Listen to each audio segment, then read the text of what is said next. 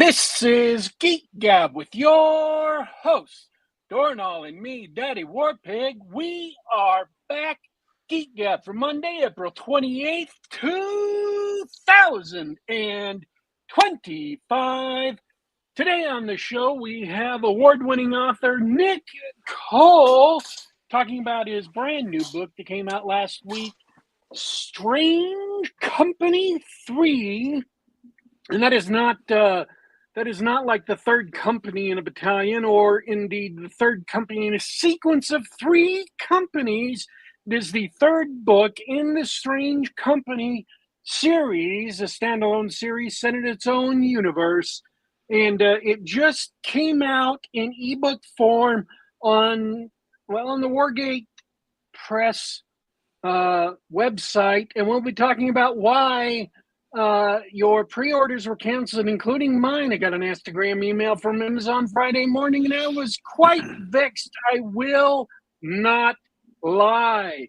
And we're also going to talk about what Strange Company is, if you haven't heard about the absolutely fantabulous series.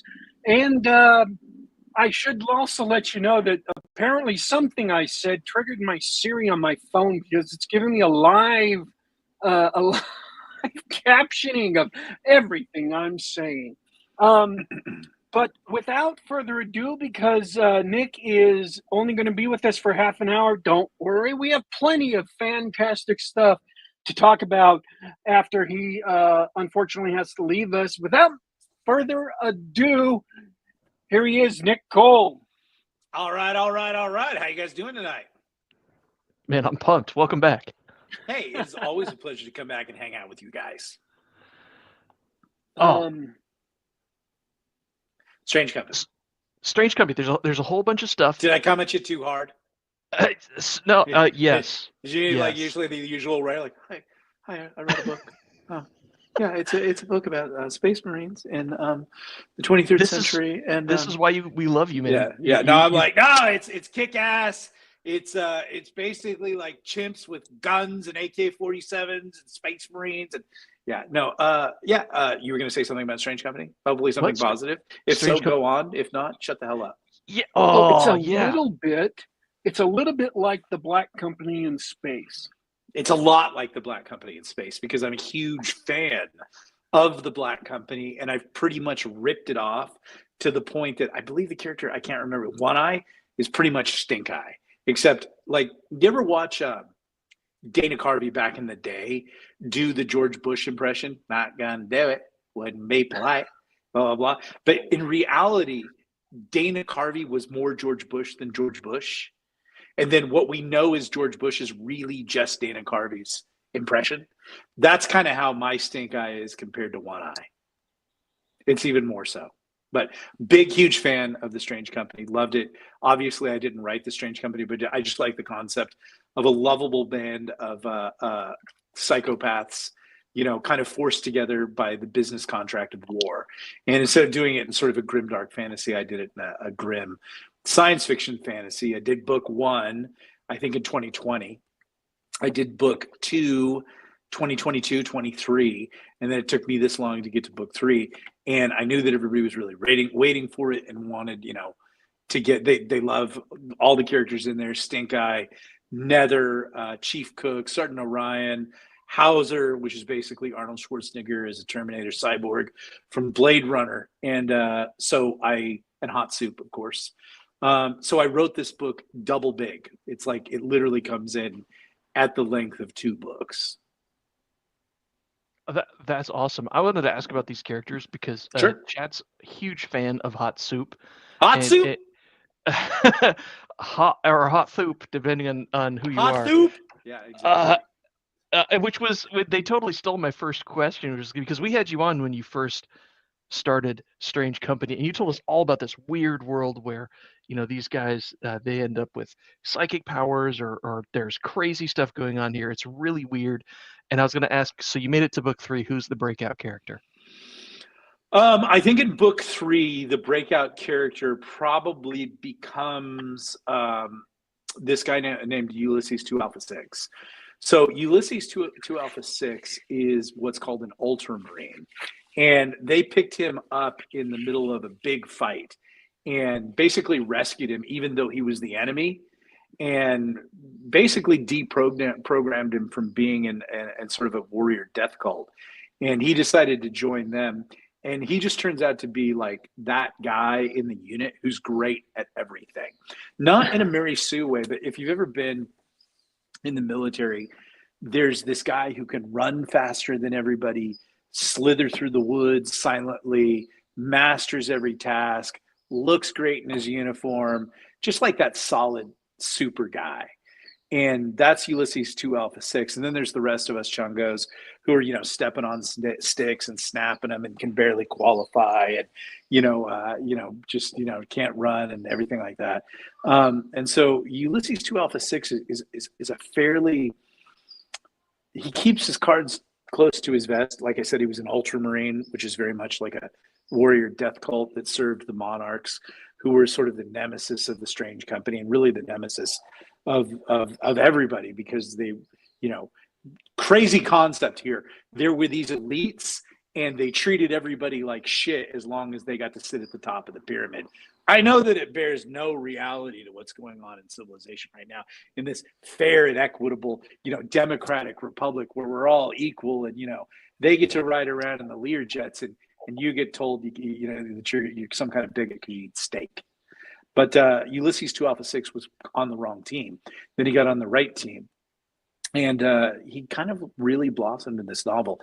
And you'll see it at the very end. And he probably ultimately is going to be the guy who takes over the leadership of the Strange Company once the guy who's known as the Old Man or the Captain meets his last ex. He's Captain Awesome from Chuck. I don't know the reference, but you know what? Captain Awesome sounds fun. He's the husband of Chuck's sister, and he's not only better than everyone else. He's taller, he's good looking, he's athletic, he's a successful doctor, he's super smart. He's just as Sergeant Orion would say, there are those guys in all of our lives, and we have to be honest about these things. And so the media is trying to take those guys and reframe them as, in corporate media, like idiots or bad guys or, privileged people. Nah, I've met guys who just had all the wrong breaks and they're just great at everything. And even if you could want to try to gin up the anger to hate them, they're just so good at what they do. And they turn out to be great guys. You're like, man, this is Achilles, man. This is Ajax. And there are those people. Captain Awesome isn't just good at everything. He's also the nicest guy on the show. He's genuinely friendly to everybody and tries to help people all the time. He's a Boy Scout. He's kind of like the Dorinal of Strange Company, if you really think about it.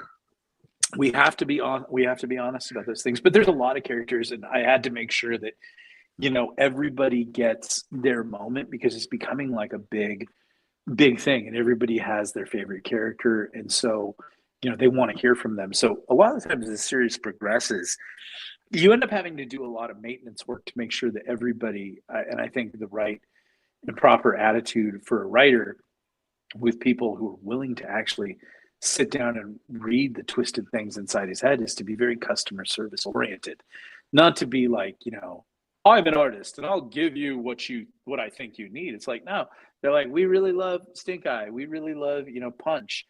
Tell us more about them. And you got to get in there and do the work of making sure that they get served in each book, sometimes for the good, sometimes for the, they may not like the outcome of a certain character. But if you do it honestly and you do it right, then I don't think I pissed anybody off too much, but there's been some death. There's a death in this one that was pretty hard, but people will find that when they read it. But the cool thing is, I think, is they're just fun stories, and I think that they're honest stories, and I think people are really digging the action, which is why I think I'm going to go. It was really just supposed to be a 3-book series, but I think the feedback's enough that they want a 4th book. So if you get to the end of the book, you find out that the next book is going to be Strange Company versus the Star Giants. Man, Star Giants. 6 seasons and a movie. That's what we're shooting for, right? You know what? From your mouth to God's ears. I think sometimes I get movie talk from Hollywood, and as much as Jason, who's my writing partner on Galaxy's Edge, and I would like to make a Galaxy's Edge series, we're very cognizant of the fact that it would be very expensive. Mhm. I think making a Forgotten Ruin series is really the way to go, because you just get some, good-looking, handsome actors from Hollywood, and you dress up some not so good-looking, handsome actors as orcs, and then the good-looking actors shoot the ugly actors, and that's Forgotten Ruin. And it's pretty easy to do. You could pay some money for a CGI of a hill giant and a Carl Gustav shooting and blowing its head off.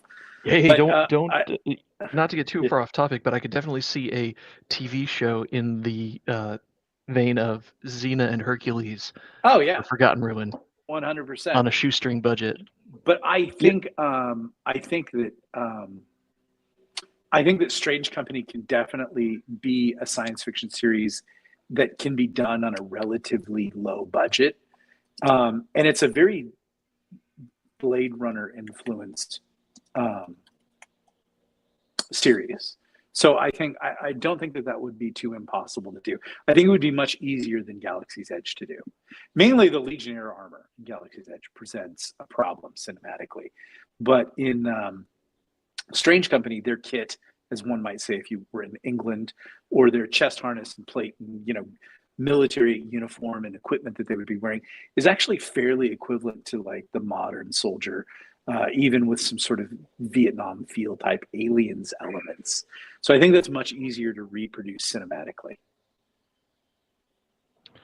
Cool. And I want to point out, I don't know who's listening, who is not really familiar with your stuff. That means that you haven't been watching past episodes of the Geek Gab, and you need to do that. But for the people who aren't familiar with this stuff, you've got a sample chapter available online. Yeah, over at my Substack, we could give you a link for that, and people can read that. I'm kind of looking to do a short story or a novella for the Strange Company, and then we'll use that as sort of the lead magnet to get people into it. But right now, honestly, I think I have people. I think the case for Strange Company 1, I think it's something like 2,000 some odd reviews. Like, just buy it. You'll have a great time. Listen to the audio, because Christopher Ryan Grant is like outstanding. That's the narrator, and he also narrates Forgotten Ruin. But he, like, his stink eye voice and his Hauser voice and all that kind of stuff, he is fully realized and captured. They don't need to make a movie. They should just let this guy read, and everybody would watch him. It's great. I like listening to him. I usually just go back and listen to the books before I write the next book. And I've done that on both the Strange Companies, repeat, like listening to stuff I've already listened to. And like, it's actually just an enjoyable listen for the guy who wrote it. I'm like, oh yeah, that's really fun. That's good. But I'm not saying like, oh, look at you, genius, you wrote that. I'm like, no, I'm like, whoever wrote this is really good. I like it. And it's like, oh yeah, you did.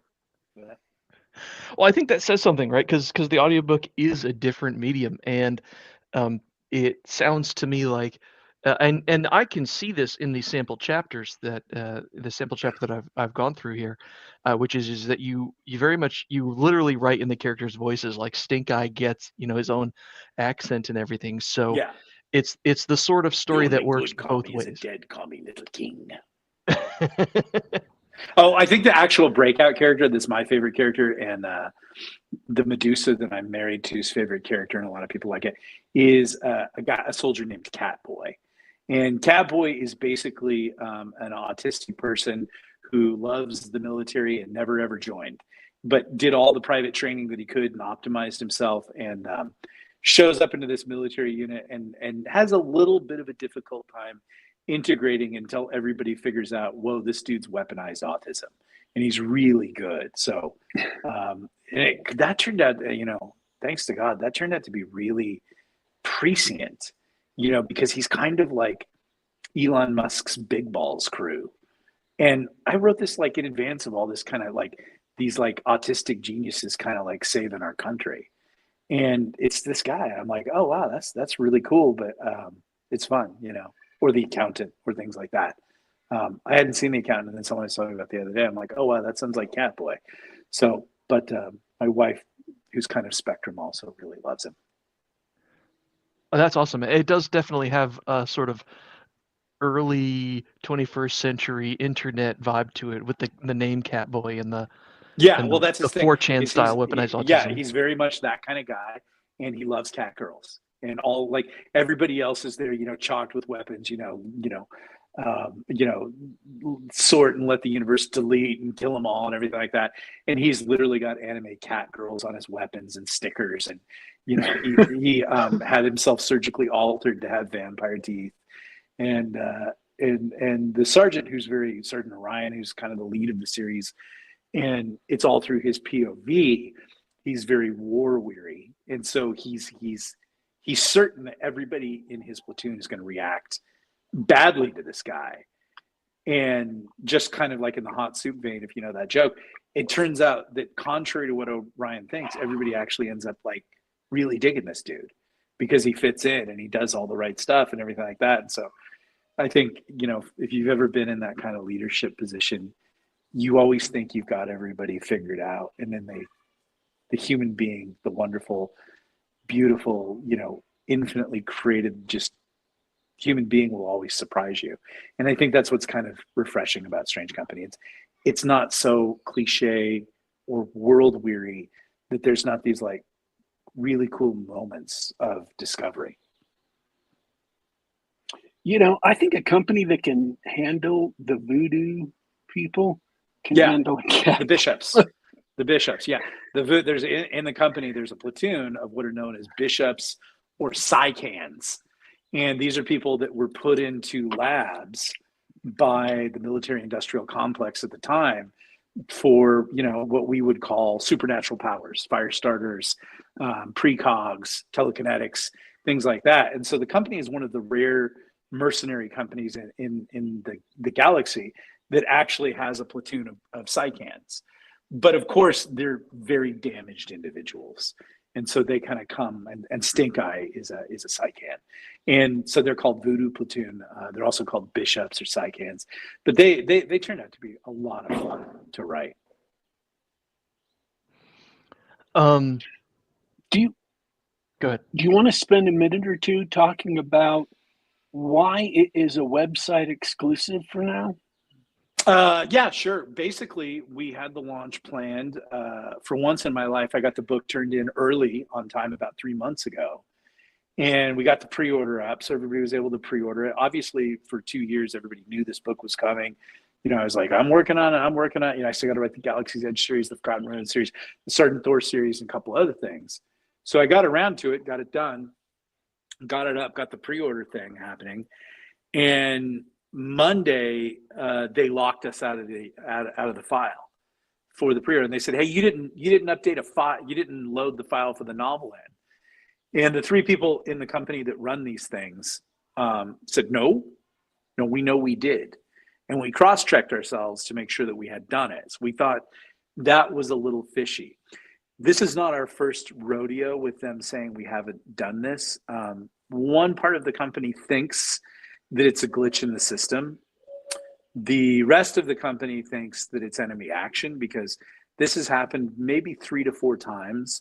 And then about once every 2 years, Amazon deletes our entire catalog and says, whoops, a glitch in the system caused us to do this. They never apologize for it. There's never any offers, to make things better, to fix it. It just happens, and they claim it's a mistake. If you know my history, you could say it might not be a mistake, but it keeps happening, and it always happens on launch week. It didn't happen in the 3 months that the manuscript was being uploaded or whatever. So you could still say, okay, 5 days out, they locked the file because there wasn't a file in there. There was a file in there. There was the file, the actual file in there. So they locked us out. And they delete all the pre-orders. And in this age of the big balls and Elon's crew and quantum computing, and anytime anybody who really does systems administration and data recovery, we always are told this one thing, like, nothing is really ever deleted from the internet.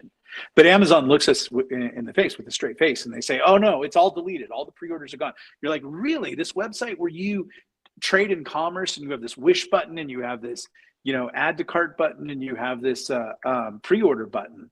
You're telling me that all of these pre-orders that we worked on for all these months are just gone, poof, and they can never, ever be recorded. And they go, yep. Yeah. And they don't even apologize. Nothing. Like, almost like, it's your fault. We're like, oh, okay. So that's not the sum total of what convinced me. Again, if it happens once, it's a mistake. If it happens 2 times, it's a coincidence. If it happens 3 times, it's purposeful, or what we might call in the military enemy action. This has happened more than 3 times. So then on Friday, when it's supposed to release in the morning, the file won't unlock for us to delete the manuscript and re-upload a new manuscript.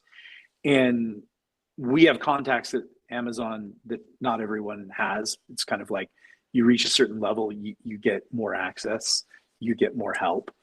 No one would return our emails, just silence. Wow. So at 8:30, after an entire day, the launch is shot, the pre-orders are all gone. I just said, okay, well, let's just put it on the website and we'll just take all the first day pre-orders. And then about an hour after I'd said that, they came and they said, oh, okay, if the file's unlocked, you can delete it now and you can upload and you can relaunch. No apology. No, sorry about that. Sorry we didn't respond to your email. Sorry about your launch. Sorry about your time and your investment.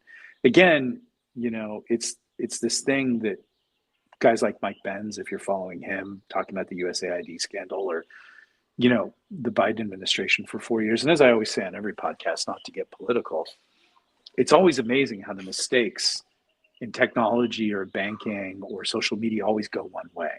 Uh-huh.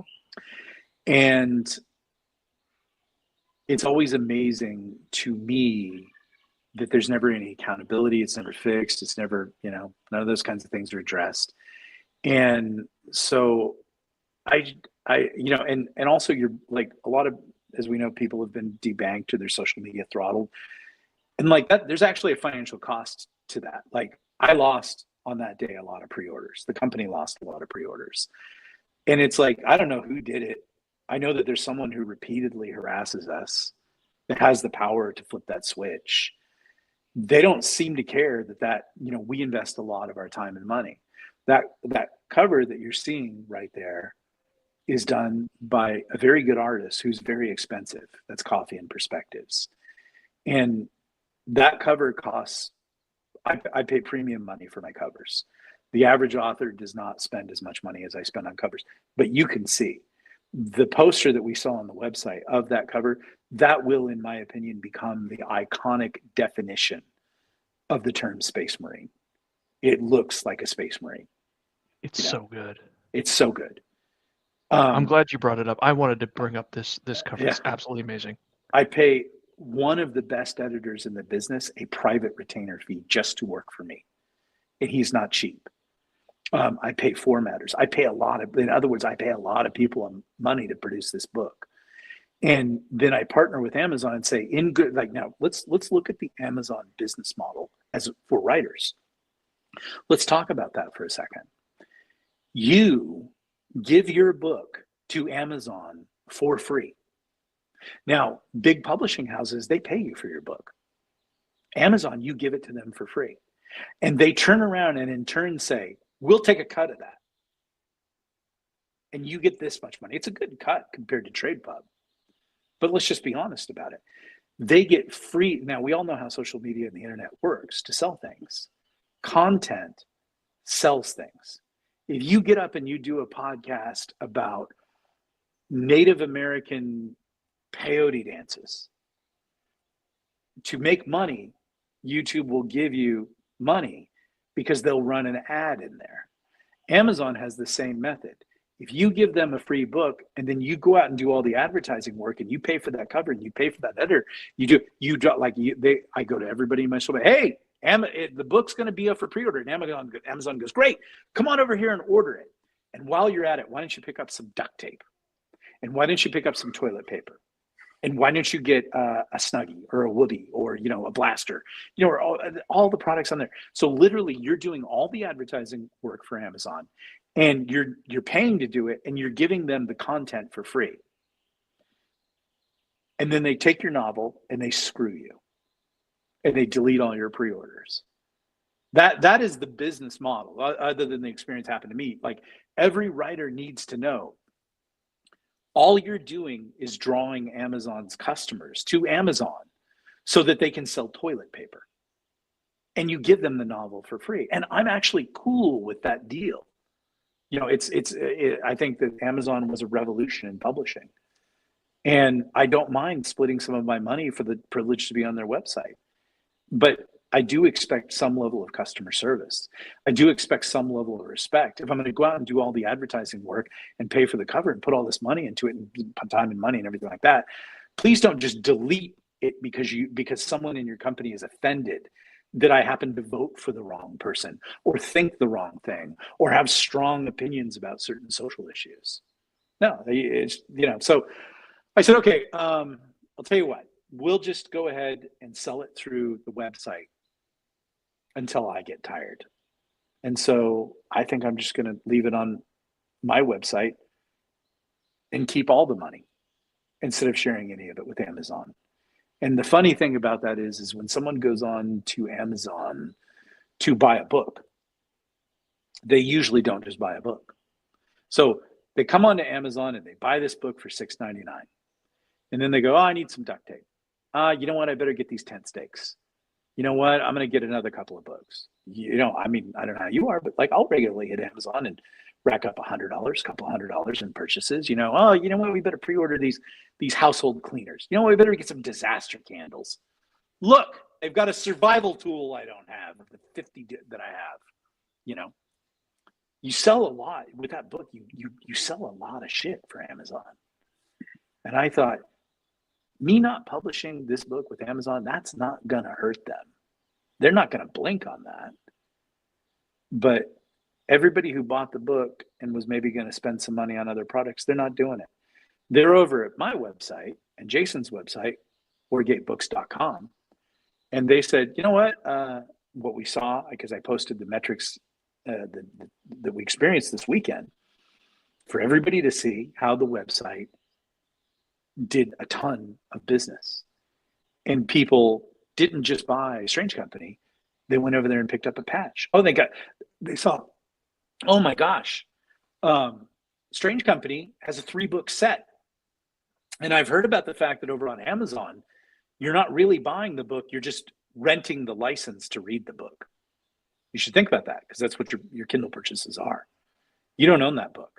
And they've proven they can take that book out should they want to.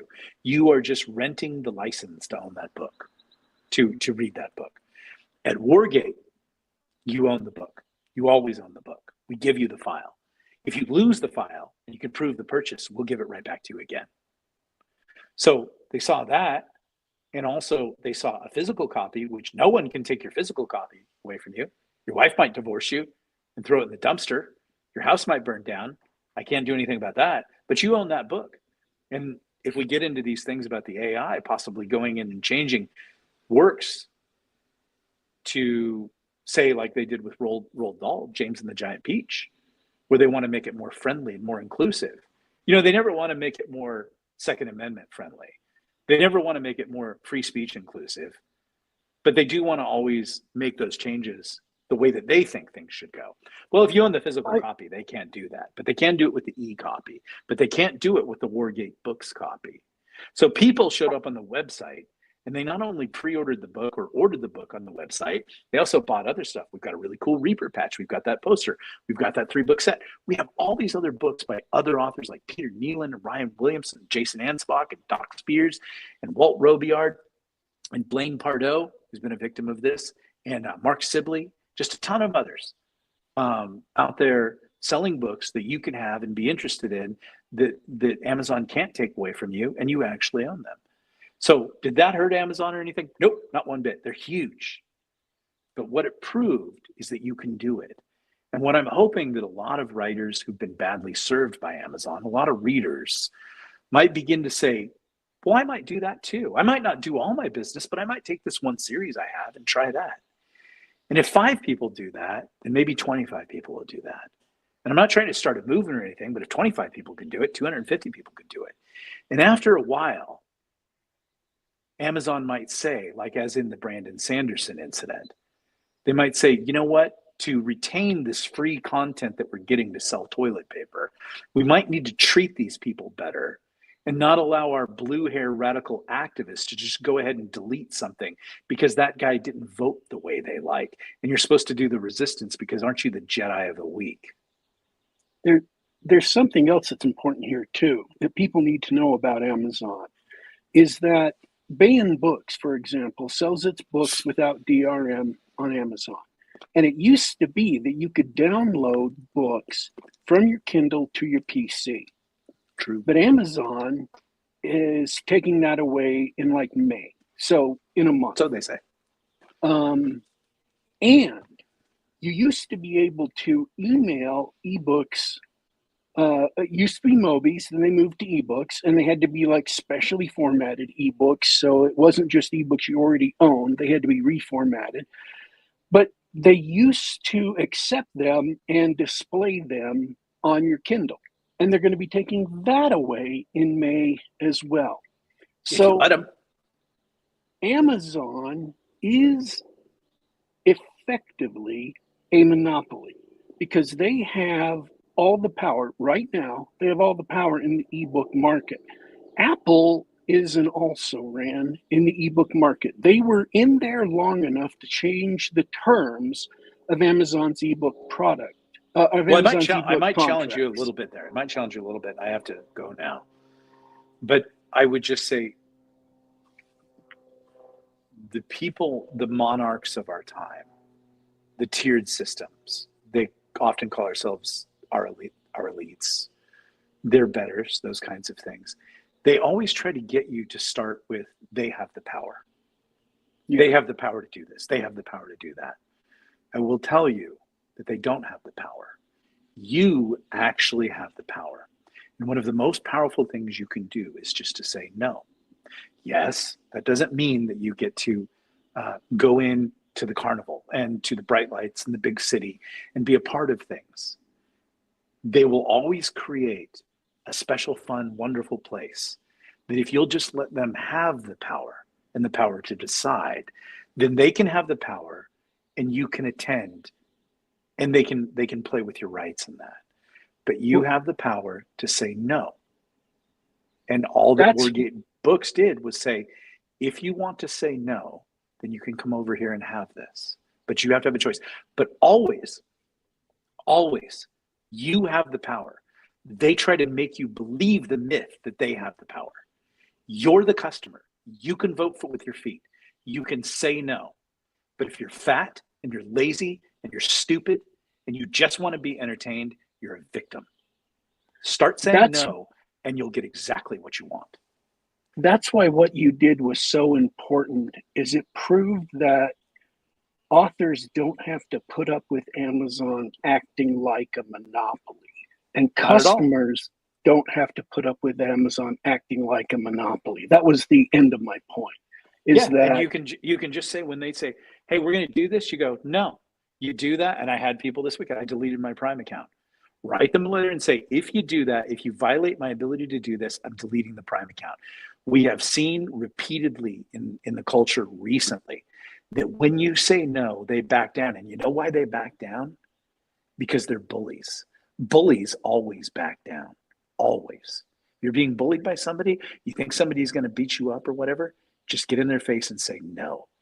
And I guarantee you about 99, if not 100% of the time, they will back down. But you got to say no. Thank you guys for having me on. I'm sorry that I had to cut this one short, but I had a lot going on. Hey, not good a problem. To see you back, Nick Cole. Hey, have a good night. Be back another time. Thank you, guys. Bye. Bye. Okay. So what we usually do at the start of the show that we're doing at the end of the show is news, and then I've got a quick movie review. So let's bust through the news. Wizards of the Coast has released SRD 5.2 and 5.1 under the Creative Commons license. 5.2 is not available anymore under the Open Gaming license, 1.0A. 5.1 continues to be available under the 1.0A gaming license, Open Gaming license, excuse me. And 5.2 is completely useless. They have one feat. A few classes and races not available under the SRD. Now, originally the purpose of the OGL 1.0A was so people could make campaign books and modules that were compatible with D&D 3. And one struggles to conceive how you are going to make a module with NPCs that are compatible with the 2024 edition, what a stupid name, that can't use any of the standard feats for the game. Correct me here if I'm wrong. It seems dumb to me. Yeah, I've been trying to get some news the last few days, so I dropped a post like, okay, here's a couple things I know about the news. And then I also added that one in later. So that's the news I got back. I checked out the SRD site to see what they're doing a CC BY under 4.0, which is basically you can use the stuff that's in there as long as you include credit. It's not CC BY non-commercial. It's just attribution. And it's not even CC BY share alike. You don't have to release it under your own. You don't also have to release your stuff under the same license, which I think a lot of people were very upset about. But then again, their first moves they were going to do completely busted their stuff. A lot of indie authors, including like Archon, why can't I ever remember his company or even his name? I just remember his Twitter handle. Autark Press, owned and operated by Alexander McCrease. I'm an awful person! Because have we ever had him on the show? We Yes. have, like once. Yeah.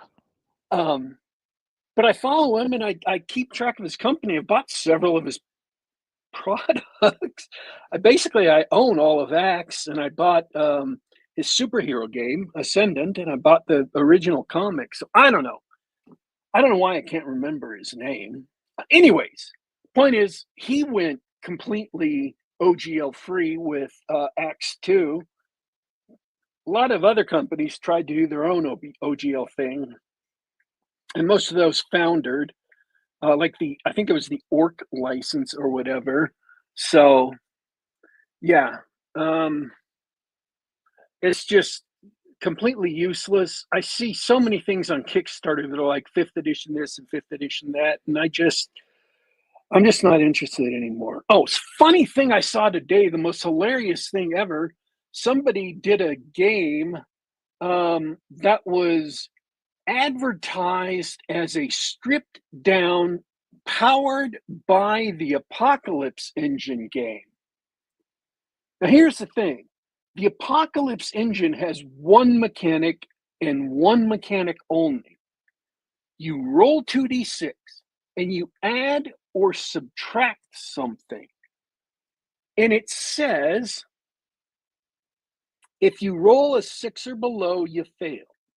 If you roll a 7 to 9, you get like success with some complication. And if you roll a 10 plus, you just succeed or succeed with extra flair. And that's the mechanic. How the hell are you going to simplify that? What are you going to streamline? There's nothing there. There's literally nothing to streamline. Are you going to cut it down to 1d6 and not have them add or subtract anything? Oh, this is heavy math, man. This is heavy math. You're adding and subtracting. It's confusing people, man.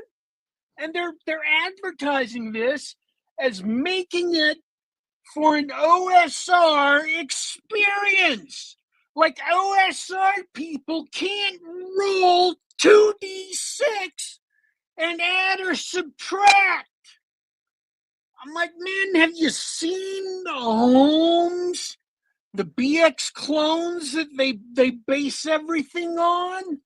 Those things are so complex that they would make your average PBTA addict who's never played anything else like weep at the table, okay? OSR people do not need simplified, streamlined mechanics from 2d6 plus or minus 1 or 2, okay? No division, no multiplication, no consulting feats. That's it. That's all there is. I'm very confused as to why they felt the need to quote unquote streamline a game that almost that's like one deletion, one accident in the publishing program, the desktop publishing program they used to write it. It's one accidental edit away from literally having no mechanics at all. So it confuses me. It confuses and frightens me to consider what kind of audience they're selling that to.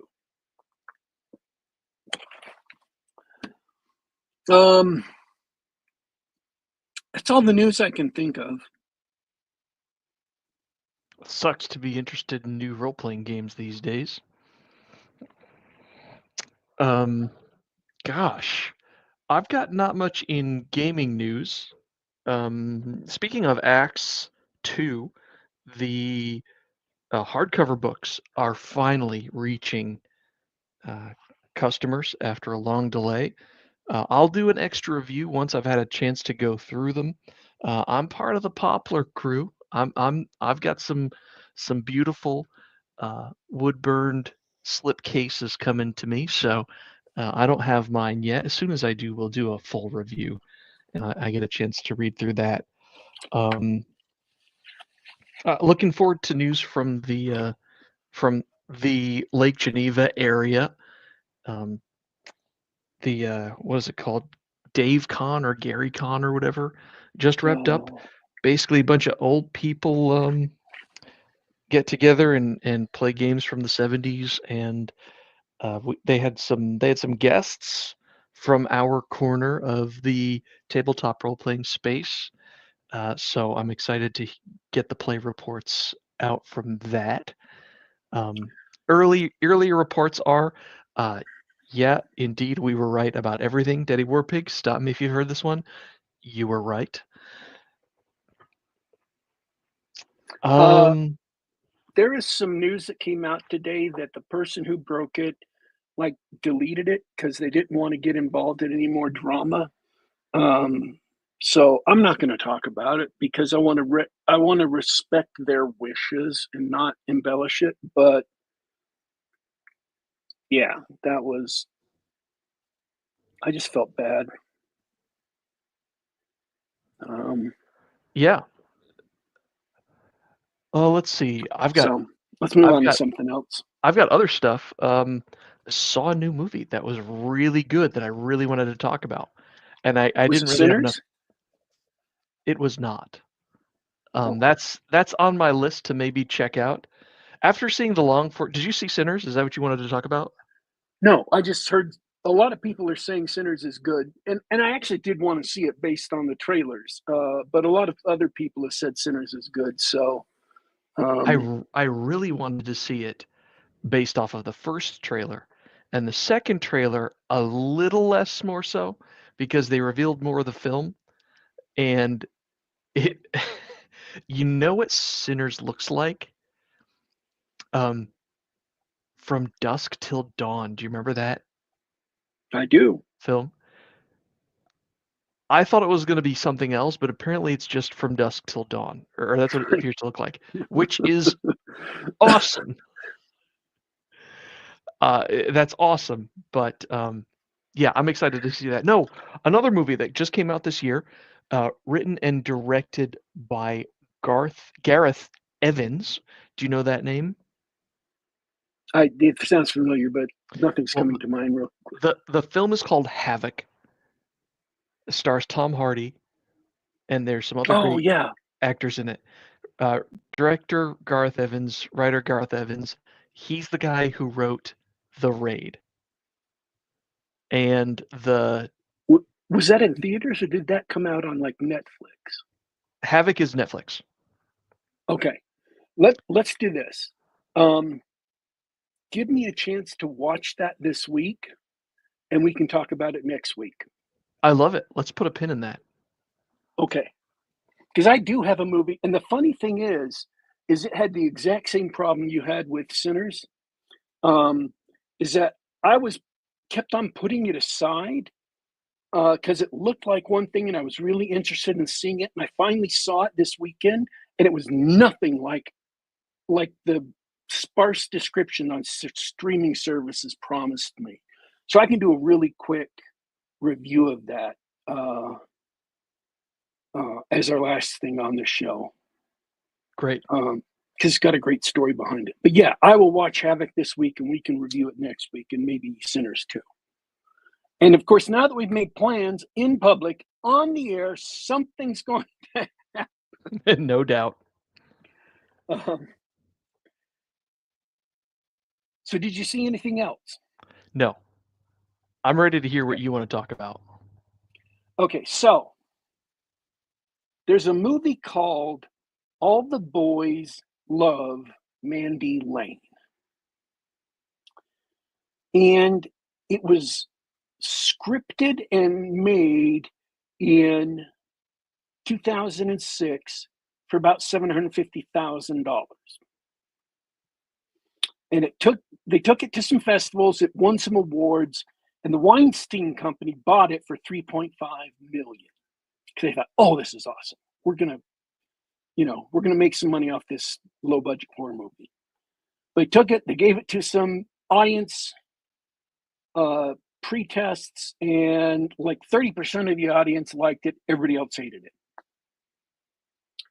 So, and the reason why they thought they would make money off of it is because it's got kind of an artsy twist. There's one big twist about 60% into the movie that I genuinely didn't see coming, but it's like one of those twists that I didn't see coming that's kind of, you're like, oh, well, that does make sense in retrospect, but there's no clues leading up to it. There's no hints leading up to it about what it is. And then the final twist is just completely out of the blue, doesn't make any sense what's at all, no foundation for it. But you could see people who have this sort of completely intellectual thinking, meta thinking about like genres and like over analyzing movies and analyzing the political basis of movies and like takes on genres, and they're analyzing the power and the politics and stuff, how they would go, oh yes, that's quite the interesting turnabout in how these movies usually go. I mean, one usually sees blah, blah, blah, blah, blah, blah, blah, blah, blah, blah, blah. How they would find it interesting. So that's why the Weinsteins probably picked it up, because they thought it would appeal to that crowd and would go, people would like it for that reason. Apparently audiences didn't. So they decided to fob it off on some other company and get money back for it. So they picked this European distributor of films so the movie is being distributed all through Europe because they sold the distribution rights in Europe and Asia and other places. And it's selling, it's making money. But there's nobody to distribute it in America. So they sell the rights to this European distributor of films who wants to open up an American branch. And they're buying movies to distribute in America. So they get set to distribute 2 or 3 movies in America. And before they can put this movie into distribution, they go bankrupt. So the movie sits on the shelves for like 5 or 6 years. And it doesn't get released in America. So finally, the Weinsteins get the rights to the movie back. And they release it in very few theaters in October of one year. And then they release it to streaming. And suddenly it's all over streaming. And that's when I see it. And that's when I see the description. I think, oh yeah, the description is really awesome. I might want to watch it someday. So here's what I think the movie is about. And I'm warning you, this is not what the movie is actually about. Mandy Lane, who is played again in 2005 and 2006 by Amber Heard, who is a complete unknown. This is the first leading role she's had in any movie ever. And again, I'm hearing about this movie for the very first time in like 2014, 2015. This is predating all the Johnny Depp stuff. This is predating everything else. I think I've only seen her in Zombieland. So she's just this gorgeous blonde actress to me. Beautiful blonde actress. And it's called All the Boys Love Mandy Lane. And her character is, imagine you went to school with like Miss America or Julia Roberts or one of these other women who you recognize is way too good for everybody else in your school. Like she's destined for great things because she is literally a world-class beauty and she's just there in school going with it through the rest of you. Some of the other people in this movie will go on to appear in other movies, but they all are like cast as normal for Hollywood. So they're not ugly, but they're like normal looking high school students.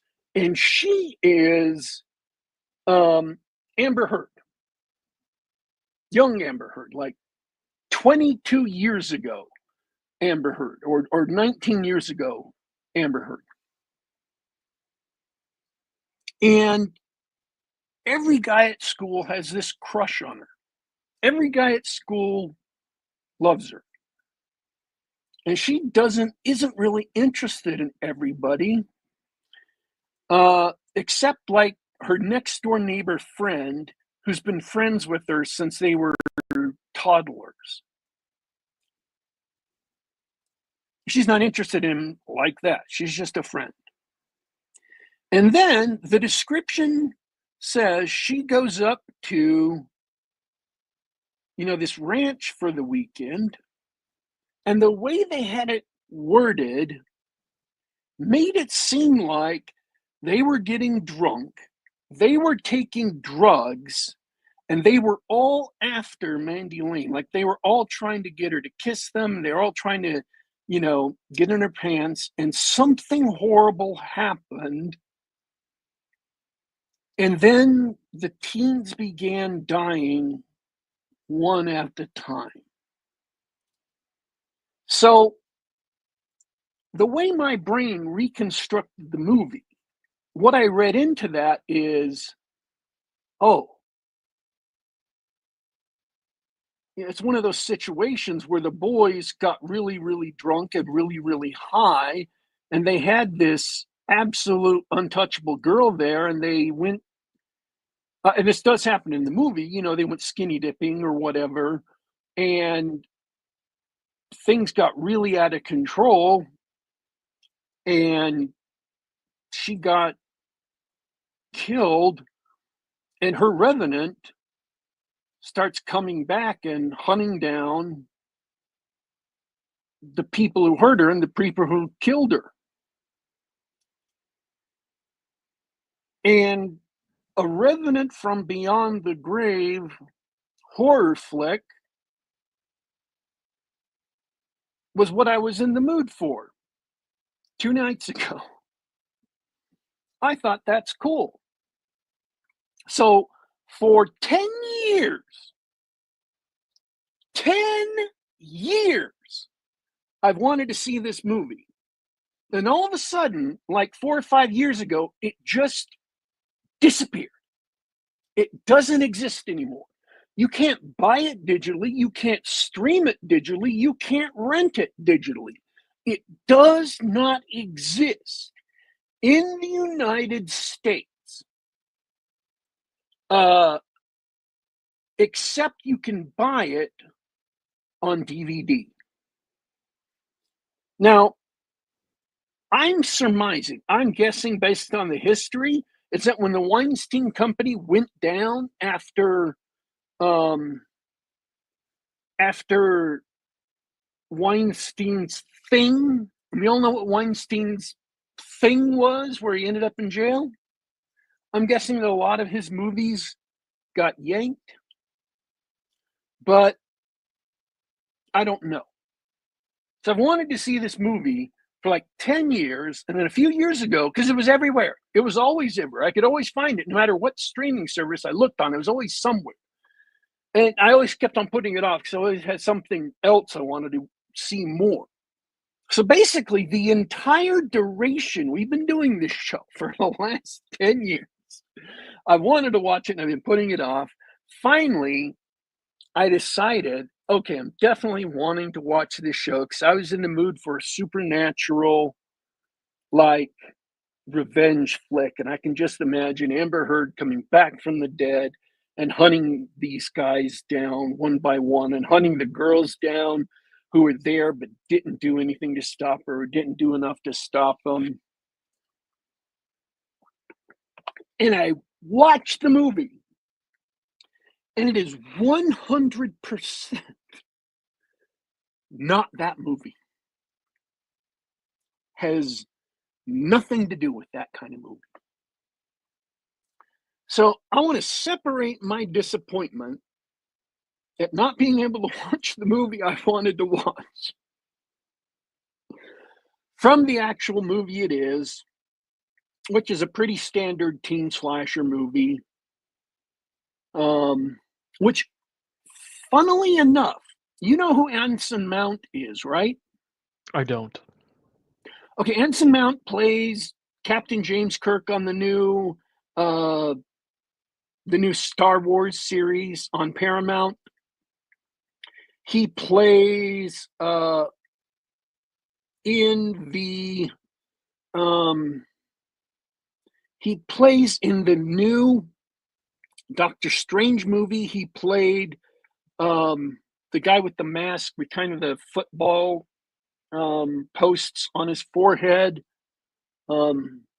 He's big. He's got gray hair. He's been in a lot of things. You can look him up on IMDb while I'm talking. You will have seen him in things. So he's like 20 years younger, Anson Mount. And I knew him, but I did not recognize him because he's changed and he's gotten older. I don't know, his jaw's gotten squarer apparently. And he's now got like peppered gray hair.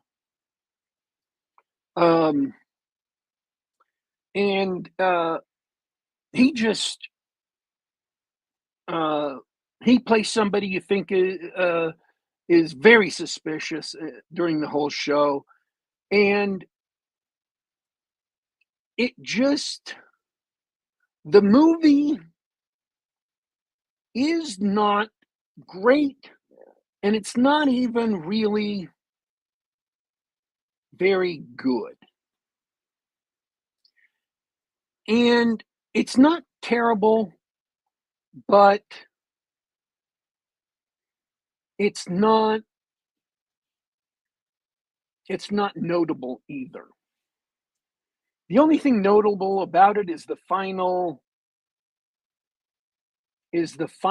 twist, and that final twist is more of an intellectual thing, like I was saying at the beginning, rather than actually viscerally satisfying, because it comes out of nowhere. It makes no sense with the rest of the movie, and it exists solely because slasher films work one way and they changed it to work another way, and there is no character work, there is no anything that leads up to it that would lead you to for it to make sense at all.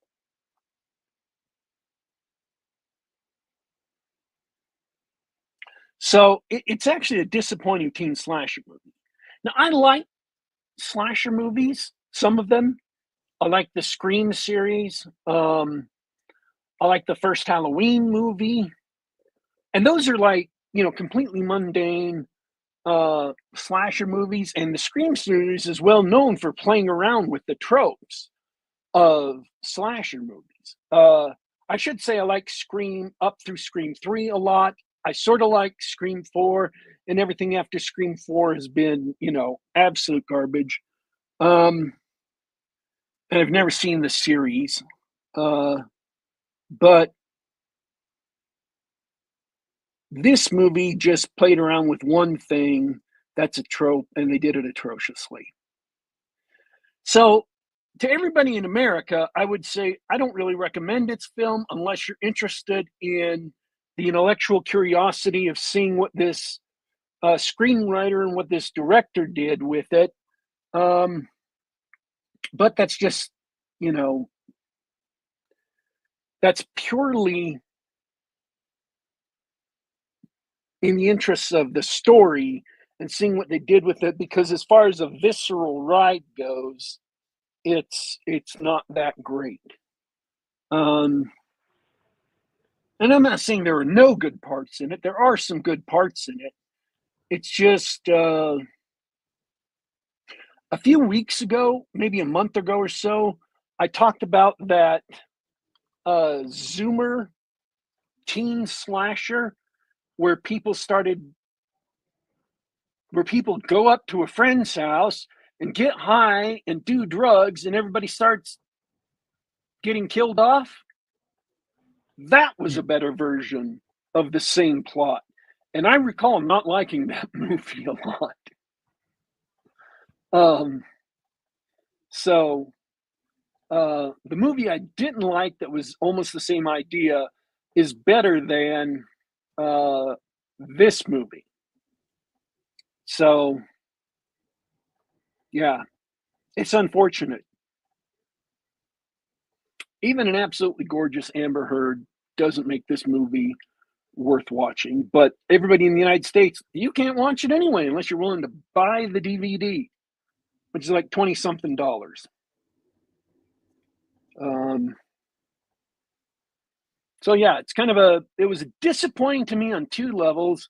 It wasn't the movie I thought I was getting after 10 years of anticipation. And then after I settled down and resigned myself to getting a slasher movie, it wasn't even a good slasher movie. So what a shame.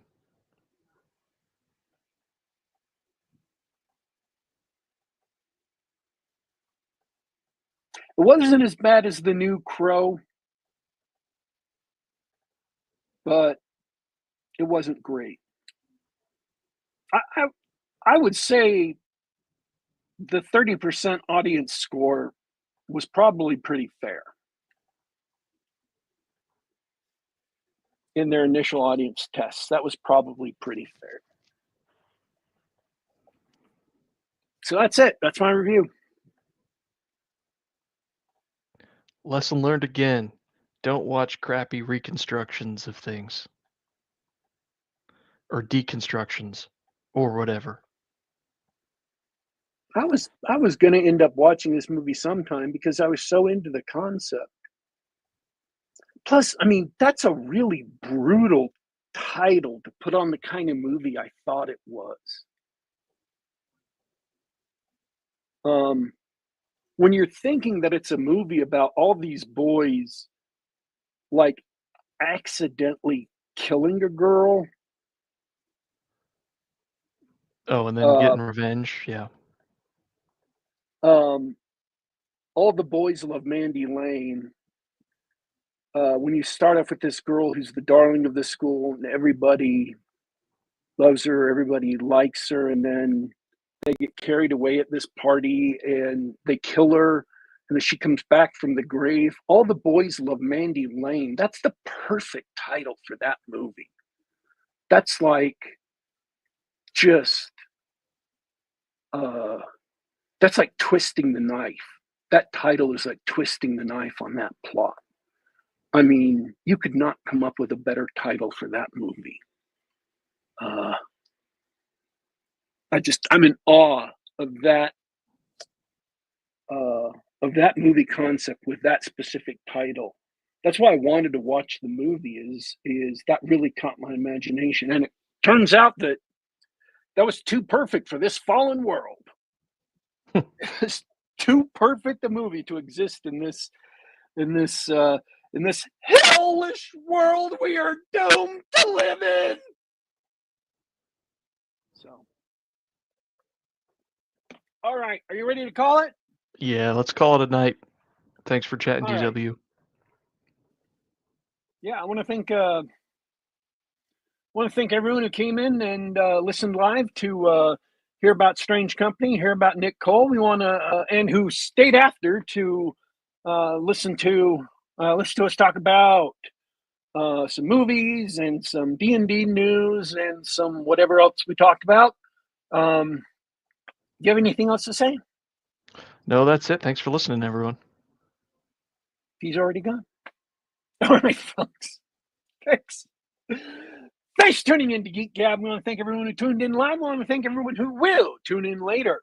This is Geek Gab. We're here every Monday night at 10 p.m. Eastern, 7 p.m. Pacific. This has been, man, I'm getting all of these in the wrong order. This has been Geek Gab for Monday, April 28th, 2025. You can also catch us on the Apple Store, on the Apple iTunes Store, on SoundCloud.com, and on the Google Play Store. Subscribe to us on the device of your choice. Listen to us on the web. Just do a search for Geek Gab.